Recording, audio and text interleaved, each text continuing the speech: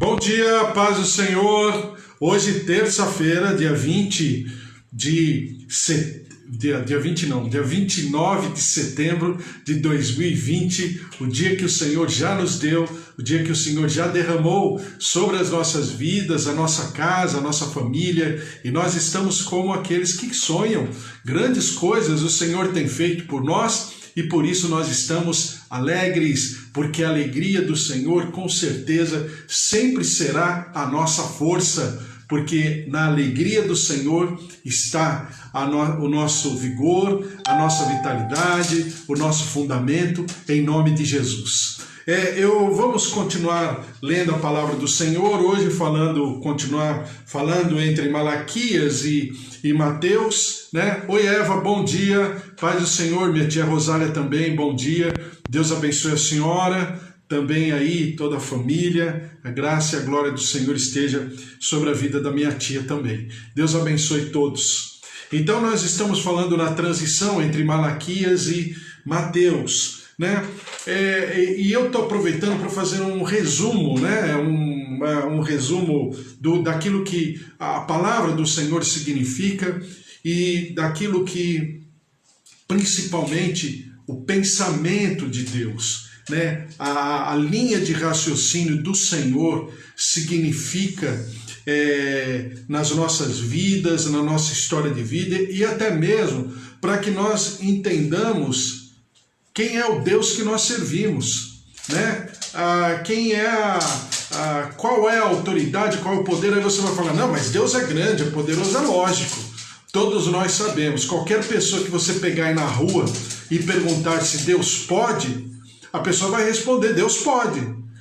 O outro, se você perguntar, Deus é grande, qualquer pessoa, qualquer um, não importa a religião, o seu credo, não importa a fé que professa, Deus é grande? Aí a pessoa vai responder, claro, Deus é grande. Deus é poderoso? Claro, Deus é poderoso. Mas entre saber que Deus é grande, Deus é poderoso, Deus é maravilhoso, e ter realmente experiências com esse Deus, conhecer esse Deus, ter uma conexão de amor, de uma vida comungada, né, com Deus, amalgamada com Deus, é uma outra história. Então, quando a gente, e por isso que toda a palavra de Deus ela está escrita. Ela está escrita para quê? Para que nós conheçamos a Deus, né? Lembram-se? A palavra de Deus está escrita para que nós conheçamos a Deus. Quem é Deus? Quem é Deus? Não que nós não que a Bíblia ela, vamos dizer assim, ela termina o assunto porque ela não vai terminar, né? A Bíblia, o Deus é muito maior do que a Bíblia. Mas para que nós conheçamos uma partícula de Deus, vamos dizer assim, para que nós saibamos quem o homem é e quem o homem deve ser, e para que nós tenhamos a revelação plena da nossa redenção em Jesus Cristo. Porque Jesus Cristo é a palavra. Se Jesus Cristo é a palavra, diz lá a Epístola de João, porque ele é a palavra, né? Deus o Pai, a palavra e o Espírito. Ou seja, Jesus é a palavra, Deus é amor, Jesus é a palavra e o Espírito Santo é o consolo. Então, para que a gente tenha esse conhecimento de alimentar a nossa fé. E o que é alimentar a fé? Eu sempre falo isso para você, né? O que é alimentar a fé? É exatamente o que faz, por exemplo, o pai daquele menino que procura os discípulos para que o seu filho seja liberto, né, no tempo de Jesus, para que o seu filho seja liberto. O seu filho está possesso, está numa enfermidade espiritual, e aí os discípulos não conseguem expulsar o demônio daquele menino. E aí vem Jesus, e aí Jesus pergunta para o pai do menino, né, uma das poucas vezes que Jesus interroga uma pessoa a respeito da enfermidade, uma das poucas vezes, mas acontece isso com aquele pai. E pergunta se fazia muito tempo que o menino estava assim. E aí o pai responde para Jesus. E aí Jesus, e o pai fala assim, olha, por favor, cura o meu filho, liberta o meu filho. E Jesus fala, você crê? É exatamente essa resposta desse homem. Eu creio, mas acrescenta-me a minha fé. Ou seja, eu tenho uma real noção, eu tenho uma avaliação completa e plena que o Senhor pode, mas eu preciso alimentar-me dessa fé, eu preciso me capacitar para que eu, lógico, o pai não está falando isso, mas eu estou falando porque eu também sou pai, para que eu possa também criar um ambiente para que o meu filho seja curado e para que eu creia que ele seja curado. Então, esse espaço é que nos alimenta. É esse espaço que nós temos que buscar todos os dias no Senhor, na nossa relação com Deus, no nosso a sós com Deus. Isso chama, né? A teologia chama isso de solitude, a nossa solitude com Deus, para que todos esses elementos se conectem e nós possamos viver exatamente aquilo que é bom, perfeito e agradável, que é a vontade do Senhor, e sermos instrumentos de Deus também na vida de outros. Não fiquem nós, mas que nós possamos transferir, transportar para todos aqueles que estão ao nosso redor. Então, falando sobre isso, a gente viu na história de que cada situação de cativeiro fez com que o povo de Deus fosse preservado. Aí você vai falar, não, como o povo de Deus foi preservado? Pelo menos o povo que cria em Deus, pelo menos o povo, as pessoas que tinham em Deus aquilo que eu falei agora há pouco, uma conexão. Então vamos lá, só para você entender e para que você nunca se esqueça e para que você ensine a outros. E alguém te pergunta, por que o povo foi assolado e foi cativo do Egito? Aí você vai responder, o povo foi cativo no Egito para que o povo passasse de uma família de Jacó, uma família sem terra, uma família sem dinheiro, uma família miserável aos olhos humanos da época, porque não tinha água, não tinha comida, não tinha agricultura, não tinha nada. A família de Jacó só tinha o dinheiro para pagar os grãos lá que José iria, conforme a história, né, que José iria ceder para a família de Jacó. Então, entra uma família no Egito e sai uma nação. Uma nação com genotipo e com fenotipo. Aí você vai falar, mas o que tem a ver isso com Jesus? Espera um pouquinho, vamos lá. Quando você entra na história, por exemplo, e você fica sabendo da idade dos faraós, até no tempo de José e outros tempos também, anteriores e posteriores, você percebe que os faraós naquela época, como toda, uma boa parte da humanidade naquela época, vivia pouco. Sei lá, 40 anos, 50 anos. Um faraó que vivesse mais de 45 anos, eu acho que não teve na história. Mas, enfim, como eu não tenho uma memória, né, não lembro detalhadamente, então os faraós morriam com 40 anos, 35 anos, 37 anos, 30 anos. Aí você vai falar, ué, e o que tem isso a ver? Tem a ver que quando você vai na palavra do Senhor, a Bíblia fala que Jacó morreu com muito mais de 100 anos. José. Você vai lá para Moisés e olha que Moisés viveu situações e circunstâncias. A Bíblia fala que ele morreu com 120 anos e os seus joelhos não eram trôpegos. Os seus joelhos não estavam cansados. As suas vistas não estavam cansadas. É isso que eu estou dizendo sobre genotipo e fenotipo. Por quê? Porque o povo de Deus, pasmem, na Bíblia está escrito o seguinte, que até Salomão, o povo de Deus, não, o povo na região ali da Palestina, de Israel, o povo de Deus não conhecia médico. O médico, a profissão de médico, de medicina, veio a partir de Salomão em um dos seus casamentos, em uma das suas concubinas lá do Egito. Até então, o povo não conheceu médico. Então, veja qual era o plano inicial, o plano de Deus estabelecido sobre o povo. Se o povo viveu ou não, já é uma outra história.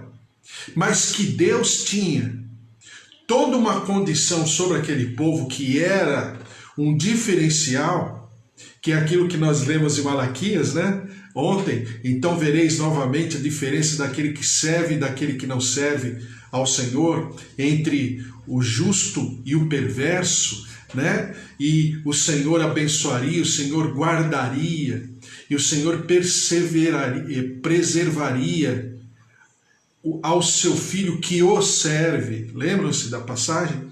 Então, por quê? Porque na presença do Senhor, na conexão com Deus, existe toda uma outra lógica, até de natureza, até de vigor, de vitalidade. É uma coisa impressionante. E que nós, como povo de Deus, temos que desenvolver, aprender, pensar a respeito. Porque é importante para a nossa fé, é importante para a nossa saúde emocional, física e espiritual. Então, quando eu falo para você o que tem a ver, é que tem tudo a ver. Então, o povo sai uma nação. O povo sai numa condição que o livro de Salmos fala que não havia nenhum inválido. E eram mais de 3 milhões de pessoas. E era um povo que se alimentava com ração. Escravo não tinha todas as refeições.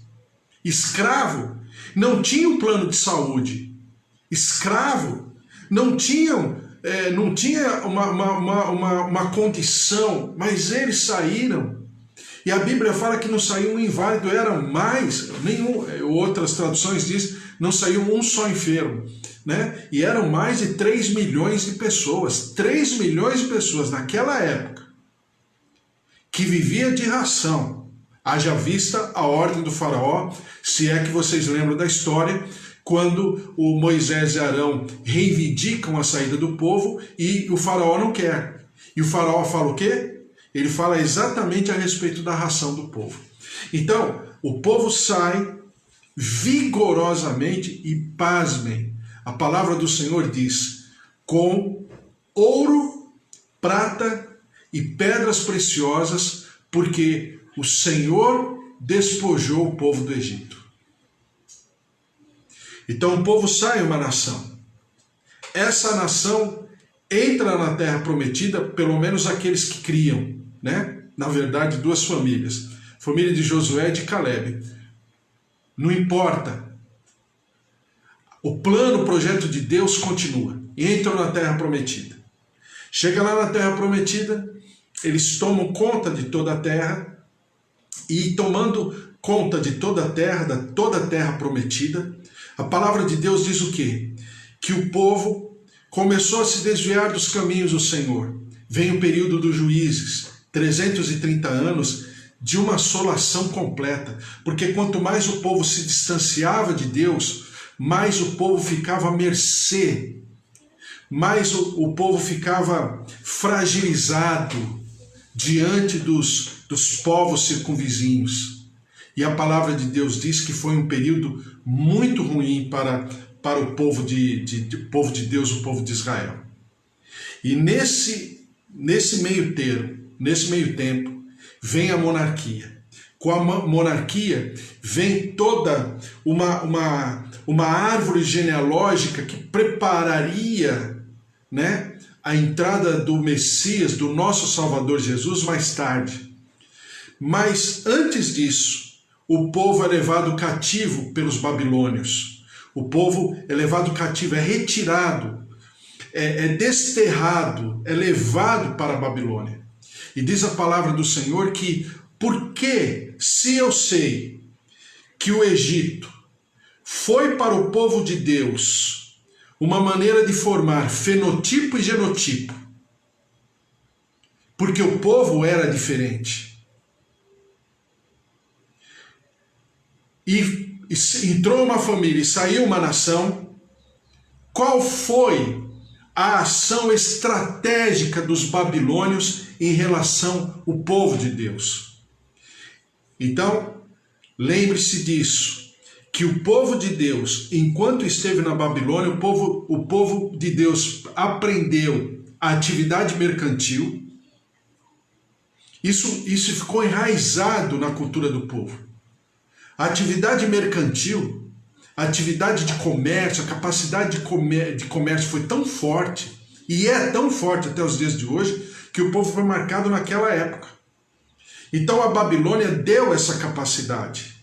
A Babilônia, desculpe falar assim, mas foi o laboratório para que ensinasse a capacidade do judeu de ganhar dinheiro. Não era apenas uma palavra de Deus, mas o povo germinou isso e o povo transformou em realidade. Segunda coisa, o povo aprendeu a viver fora de um território. A partir dali, o povo começou a ser judeu, tanto os de dentro, né, dentro da terra, como os de fora. Era judeu do mesmo jeito. Por quê? Porque eles aprenderam a conservar, a preservar a cultura, a tradição, as cerimônias, a palavra de Deus, que é importantíssima, e a língua.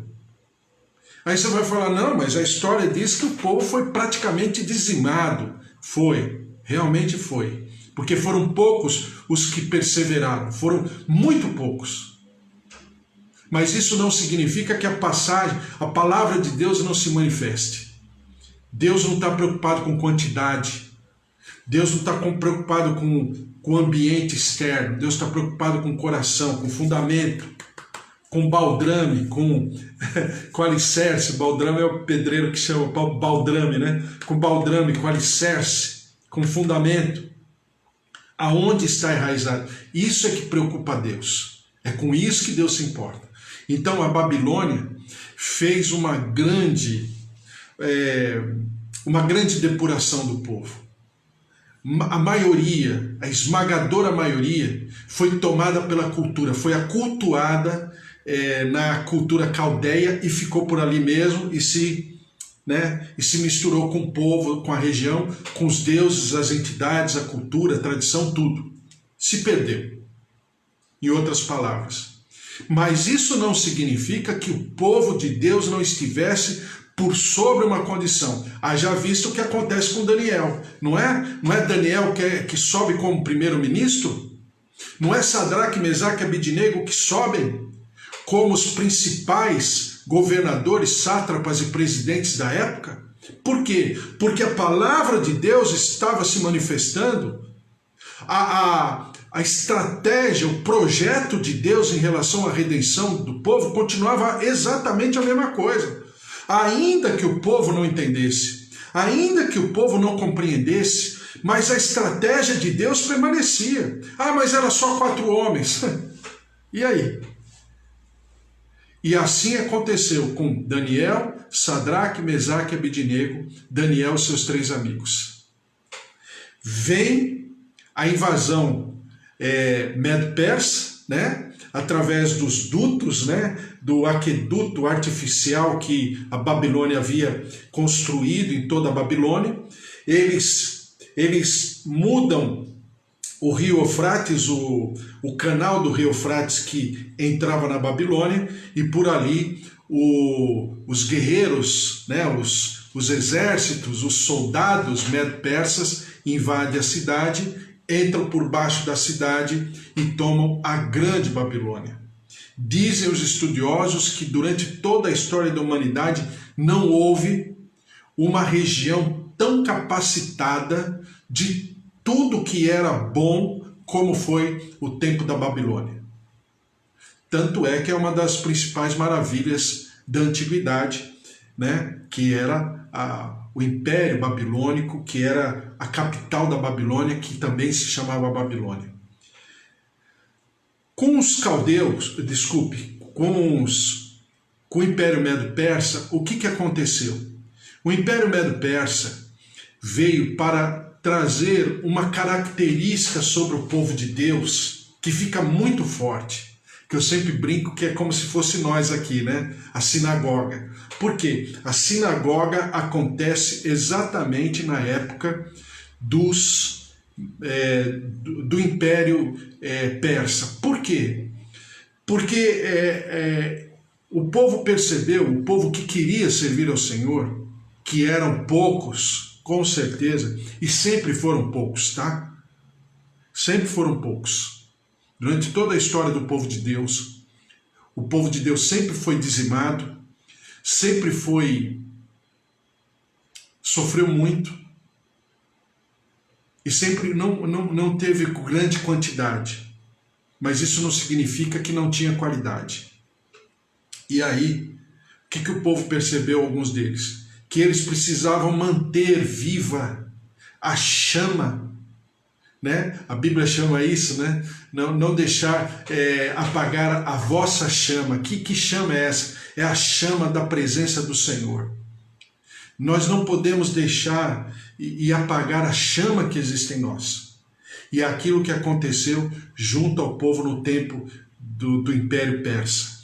E Daniel não foi primeiro-ministro apenas na cultura babilônica, mas ele transpôs o próprio Império Babilônico. Ele era maior, olha Deus agindo, ele era maior do que todo o Império Babilônico, do que toda a riqueza, todo o poder. Ele era tão maior que Daniel passou a ser primeiro-ministro do Império Persa, Medo-Persa.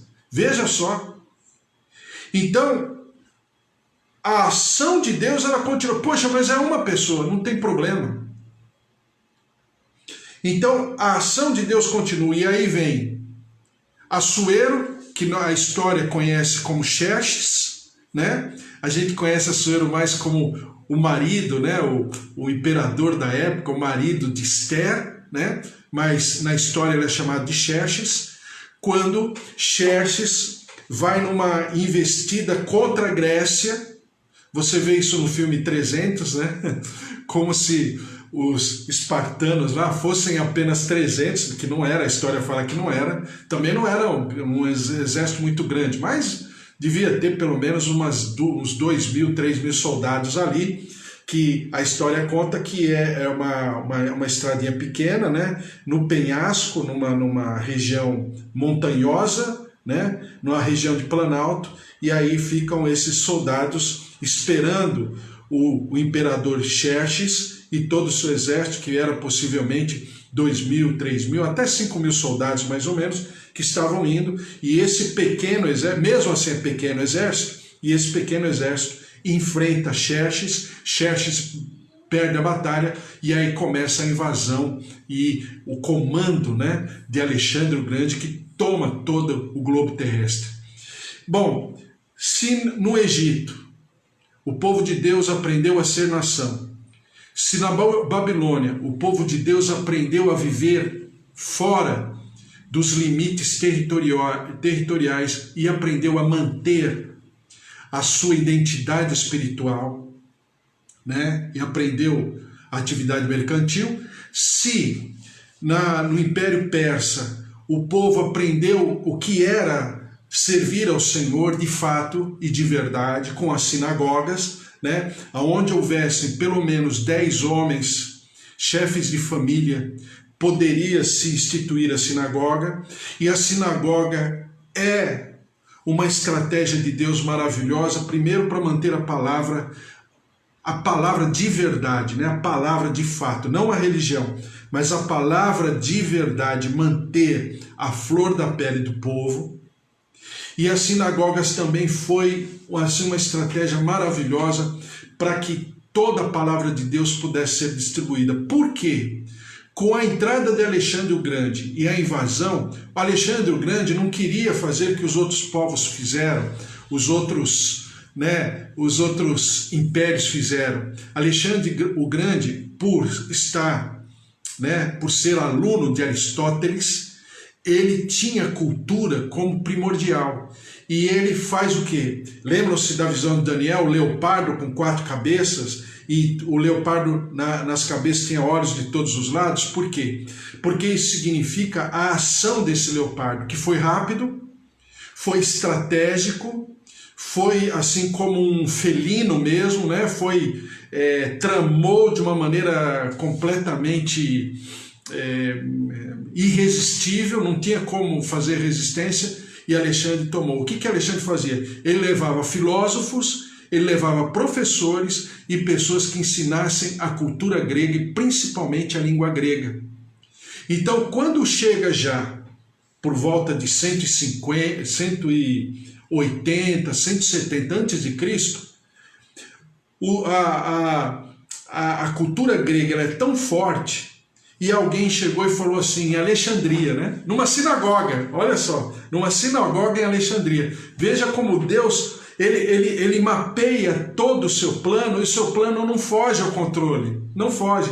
Ainda que existamos, ainda que estejamos, né, atrapalhando de vez em quando, ou de vez em sempre.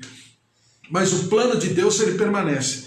E aí em Alexandria, alguém fala, vamos, esse livro é muito legal, essa Torá dos judeus é maravilhosa. Vamos traduzir? Vamos. E aí eles traduziram, né, a palavra conhecida, que é o Antigo Testamento, mas principalmente as profecias sobre a vinda de Jesus, sobre o nascimento do Redentor, sobre o nascimento do Senhor e Salvador. Isaías, principalmente o livro de Isaías, foi traduzido do grego e foi distribuído por toda a região onde o Império Greco-Macedônio atingia. E todos conheceram a palavra de Deus e souberam, pelo menos tiveram a chance de saber de que haveria um Redentor, haveria um Libertador, um Salvador, que nasceria na Palestina, lá em Israel, no tempo que Jesus nasceu. Então eu quero pontuar novamente, repetir praticamente o que eu falei ontem, porque você é um instrumento de Deus, você tem uma ação sacerdotal no teu ministério, no teu chamado, na tua constituição. Então isso precisa ficar muito bem claro na tua mente, porque os problemas vêm, as dificuldades vêm, as situações vêm, as circunstâncias vêm, e a gente, claro, é enfraquecido, é fragilizado, porque nós temos sentimentos, não temos sangue de barata, mas sempre precisa ficar no nosso coração gravado, muito bem gravado, de que o Senhor está no controle de todas as coisas. E com o advento do Império Greco-Macedônio, isso aconteceu. Obviamente veio Antíoco Epifânio, né, um descendente dos Seleucidas. Os Seleucidas eram os inimigos dos Ptolomeus. Os Ptolomeus eram descendentes de Alexandre, todos eles era do Império, mas eles começaram a se degladiar entre eles. E aí os Seleucidas tomam a Palestina, tomam a região toda, e aí o Antíoco Epifânio faz o que faz, né? Ele abomina o templo, ele mata porcos dentro do templo, ele faz as pessoas, os judeus, a se alimentarem de porcos, de fezes de porcos. Ele passa fezes de porcos por toda a parede interna do templo de Israel, mata o porco no altar do Senhor ali, e aí vem um cara chamado Judas, e depois um outro chamado Josué, e outros lá se juntam, e aí vem a Guerra dos Macabeus. Você vê isso na Bíblia, né? Católica, dos católicos. Você tem lá primeiro Macabeus, segundo Macabeus, você tem toda a guerra lá, e os Macabeus, eles invadem, olha, a primeira vez que acontece isso, né? A guerra de terrorismo, porque eles não tinham muita gente e nem tinha capacidade bélica, mas eles tinham a inteligência, eles tinham a sagacidade, a artimanha, e por causa disso, de maneira terrorista, eles invadem Jerusalém, tomam Jerusalém, e aí vem, vamos chamar assim, o reino dos Macabeus. E infelizmente o problema aí é porque as religiões começam a acontecer, os saduceus, fariseus, os essênios, os escribas, e a religião se transforma em facções, né? E o sumo sacerdócio não é mais uma descendência de Arão, passa a ser uma descendência dos Macabeus, e o sumo sacerdote é mais um político do que um religioso, do que um sacerdote de fato, claro. E mais tarde, 60 anos antes de Cristo, vem o Império Romano e toma a região e toma todo o mundo conhecido da época, e aí, sob o Império Romano, Jesus nasce. Aí você vai falar, e o que o Império Romano tem a ver com isso? E aí a gente conversa amanhã a respeito, em nome de Jesus. Como é bom pensarmos sobre a palavra do Senhor. E eu quero deixar uma passagem que está em Gálatas. Abra lá comigo em Gálatas.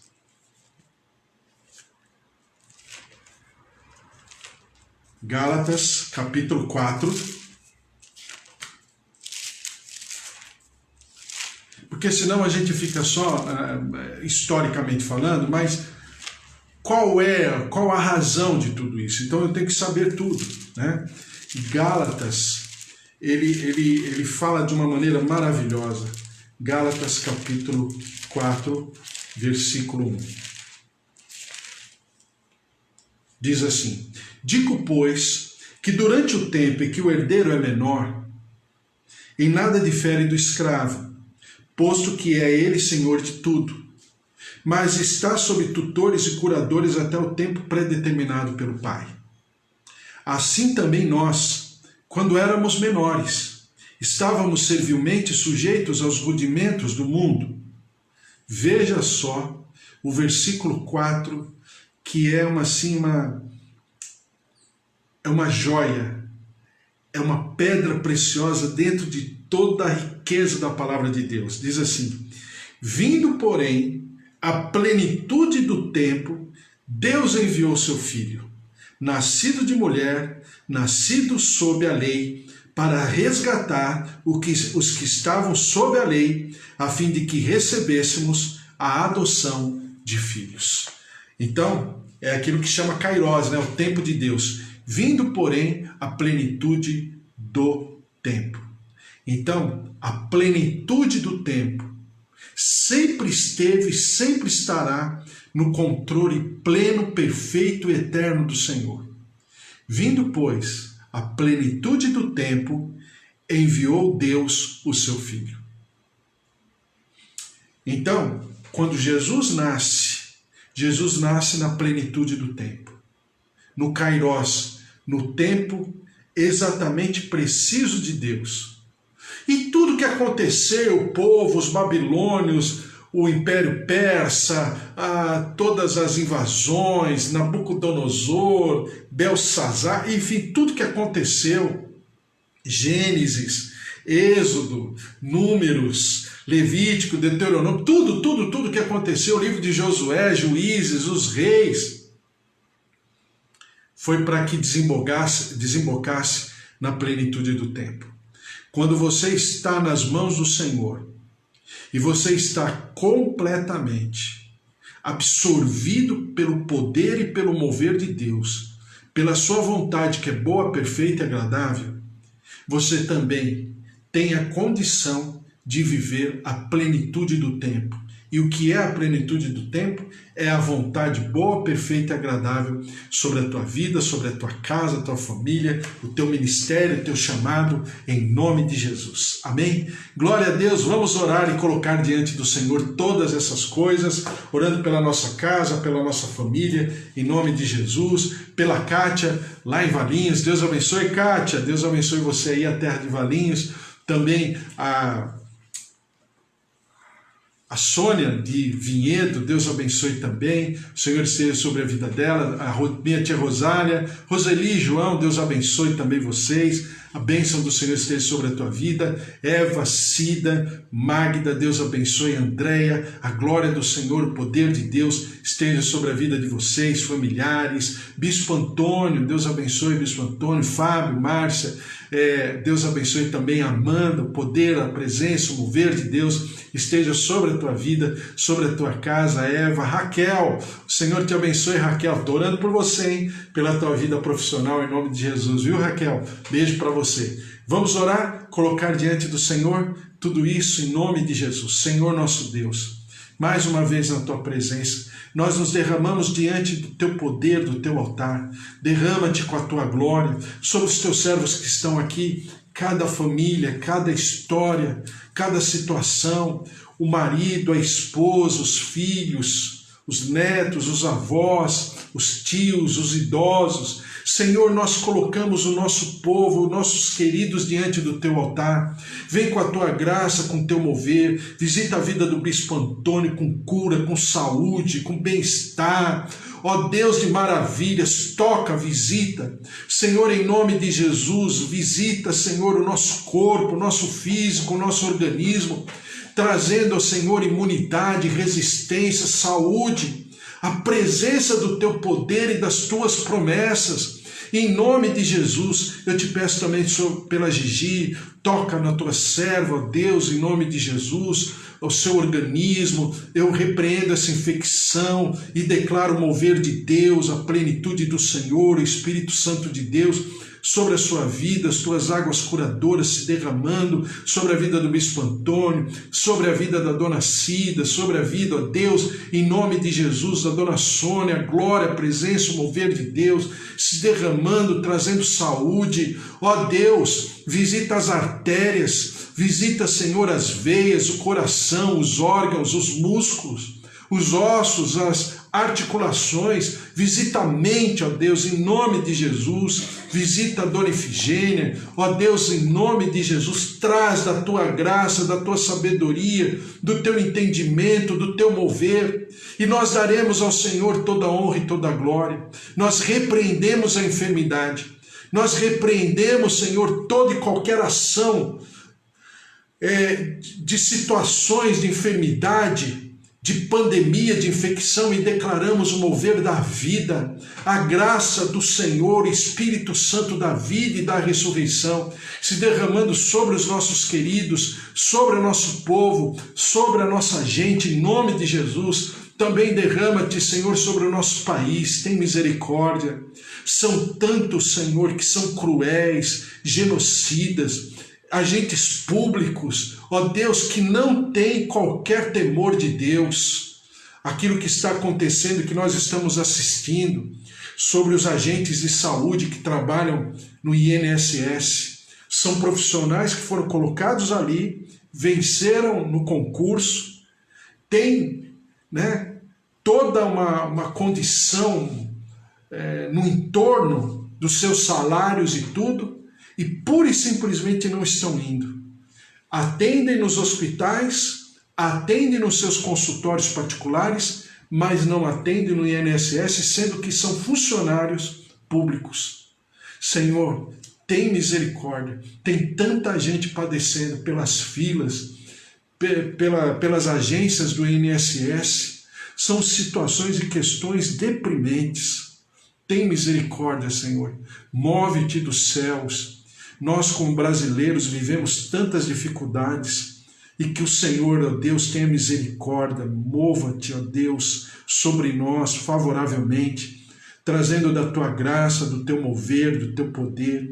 E do outro lado, ó Deus, profissionais de saúde que são verdadeiros anjos do Senhor, que fazem a diferença, cumprem com seu sacerdócio, a despeito da estrutura, estão fazendo a diferença com tratamento precoce da Covid-19, de tantas outras coisas, pelo Brasil, pelos sertões, pelos rincões. Senhor, em nome de Jesus, tem misericórdia.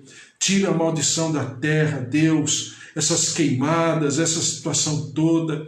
Deus de poder, vem sobre o nosso país, mova-te, ó Deus, em nosso favor, perdoa o nosso pecado, perdoa a nossa transgressão, perdoa o sangue do inocente que clama da terra, e vem com a tua graça, vem com a tua vida abundante, vem com a tua salvação em Jesus Cristo, e nós daremos sempre ao Senhor toda a honra e toda a glória, em nome de Jesus. Amém. Amém? Glória a Deus, que Deus te abençoe, que o Senhor esteja sobre a tua vida, sobre a tua casa, sobre a tua família, os teus queridos, em nome de Jesus, porque que o amor de Deus Pai, a vida vitoriosa em Jesus Cristo e as consolações do Espírito Santo da promessa estejam sobre a tua vida, sobre a tua casa, sobre a tua família, te guardando, te preservando. Ó Deus, que o Senhor se mova sobre você com as suas águas, com a sua proteção em nome de Jesus, porque se Deus é por nós, quem será contra nós?